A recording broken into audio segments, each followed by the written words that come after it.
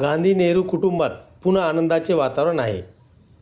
काँग्रेस सरचिटणीस प्रियंका गांधी आणि उद्योगपती रॉबर्ट वाड्रा यांचे सुपुत्र रेहान वाड्रा हे त्यांची जुनी मैत्रीण अविवा बेग हिच्याशी लग्न करणार आहेत.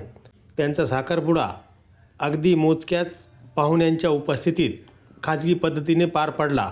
साखरपुडा झाल्याची बातमी समोर आल्यानंतर सोशल मीडियावर या दोघांचे फोटो आणि शुभेच्छांचा वर्षाव सुरू झाला आहे. कुटुंबाशी जवळच्या सूत्राच्या माहितीनुसार रेहान आणि अविवा बेग गेल्या 7 वर्षापासून एकमेकांच्या संपर्कात होते. या मैत्रीचे रूपांतर हळूहळू प्रेमात झाले आणि रेहानने अविवाला अतिशय खास पद्धतीने प्रपोज केले. दोन्ही कुटुंबाच्या संमतीनंतर हा साखरपुडा पार पडला.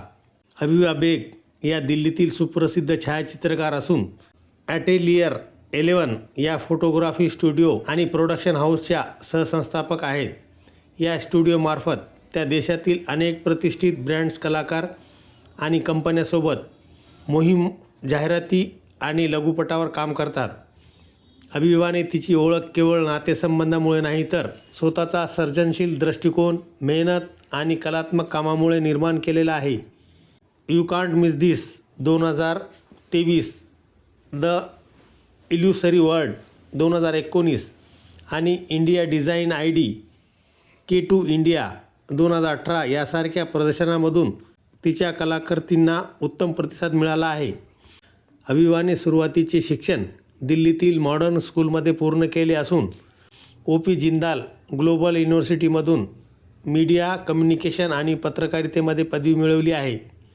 आज त्या व्यावसायिक छायाचित्रकार आणि निर्माता म्हणून कार्यरत असून त्यांची कामे विविध राष्ट्रीय आणि आंतरराष्ट्रीय मंचावर प्रकाशित झाली आहेत. त्यांच्या छायाचित्रणात केवळ सौंदर्य नाही तर सामाजिक विषय देखील त्यांच्या छायाचित्रणात केवळ सौंदर्य नाही तर सामाजिक विषयावरील भान आणि भावनिक खोलीही दिसून येते. समाजातील बदलत्या वास्तवाकडे कलात्मक नजरेतून पाहणे ही त्यांची खासियत आहे. अविवा एकेकाळी राष्ट्रीय स्तरावरील फुटबॉल खेळाडू होत्या. तसेच त्यांना निसर्ग आणि साहस प्रवासाची विशेष आवड आहे. हातात कॅमेरा घेत त्या कधी जंगलात तर कधी पर्वत आणि वाळवंटात भटकंती करत नवीन कथा शोधतात आणि लेन्समधून जगाला दाखवतात. रेहान वाड्रा अनेकदा आई प्रियंका गांधीसोबत विविध सामाजिक आणि राजकीय कार्यक्रमांमध्ये दिसतो, तर अविवा तिच्या सर्जनशील कामामध्ये पूर्णपणे गुंतलेली असते.